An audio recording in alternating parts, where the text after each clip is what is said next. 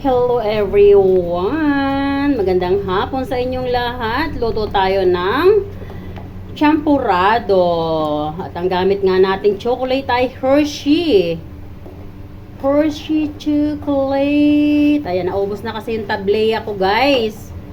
Ginawa kong hot drinks in the morning ang aking tableya. Pero masarap yung Hershey, guys. Oh. At ang ating bigas ay super lagkit. Look at that.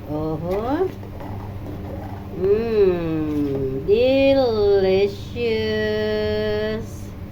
Ooh. Ayan, hindi pa masyadong tunaw yung ating chocolate.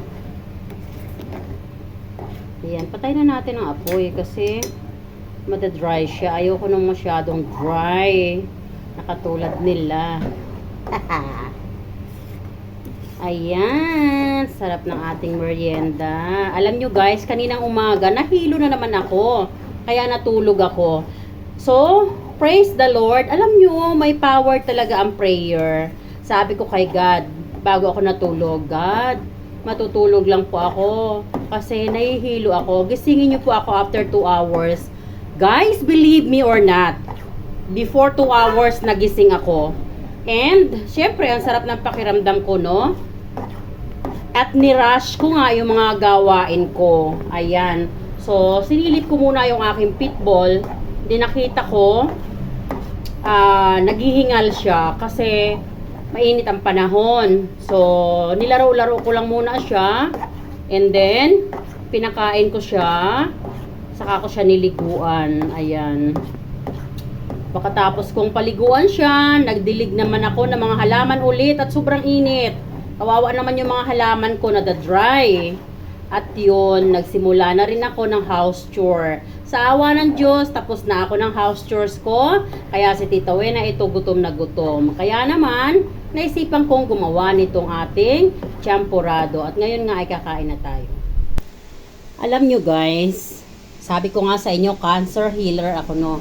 Kaya ngayon, pag mayroon akong masamang nararamdaman, inihiga ko talaga yan.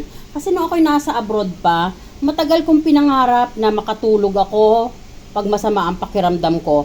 Kasi nung ako'y nasa abroad pa guys, kahit masama ang pakiramdam ko, trabaho pa rin, nilalagnat ka, nahihilo ka, wala silang pakialam sa'yo, magtrabaho ka dahil kailangan mo sumweldo end of the month. Yes, para sa pamilya mo, hindi para sa sarili mo. Sa kaya naman, kahit ano pang nararamdaman mo, hindi katuwiran yan, magtrabaho ka. Kaya ngayon guys, pag ako may nararamdaman, inihiga ko talaga yan dahil ipinagkaloob sa akin ni God ang time na ito.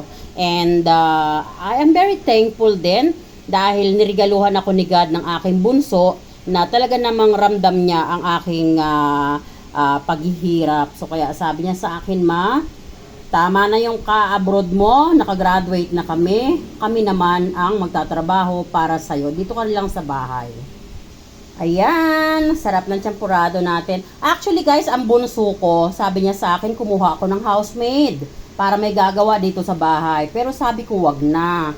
Kasi guys, alam nyo ba, hindi kaila, no? Ayokong ipakita sa lahat na kunwari meron ako. Kami guys, galing sa mahirap. Nagsipag lang ako, nagsikap ako, nag-aral ako ng paulit-ulit para lang ma-achieve ko yung buhay na gusto ko sa aking mga anak at sa aking mga pamangkin. And praise the Lord, ipinagkaloob sa akin ni God yun. Not that perfectly, as I'm trying to aim, but perfectly good dahil ginabayan ako ni God habang ina-achieve ko ang buhay na kung anong meron kami ngayon. At yun guys, hindi na ako kumukuha ng katulong kasi yung susweldo ko sa katulong ko, kumbaga, maibibili ko na ng grocery ko at maidi-divide ko sa aking mga kapatid para mapakinabangan ng aking mga mahal na pamangkin. You know why? Nung bata ako guys, hindi ko naramdaman yung mga ganung pagmamahal. Yes. So kaya ngayon, kahit anong meron ako, hati-hati, no? Binibili ko talaga yan para sa aking mga pamangkin, para lahat sila ay meron din. So, since kaya ko naman magtrabaho dito sa bahay, ayan. So anyway, since the topic nagugutom na ako, si Tita Wena naman napakaraming daldal eh.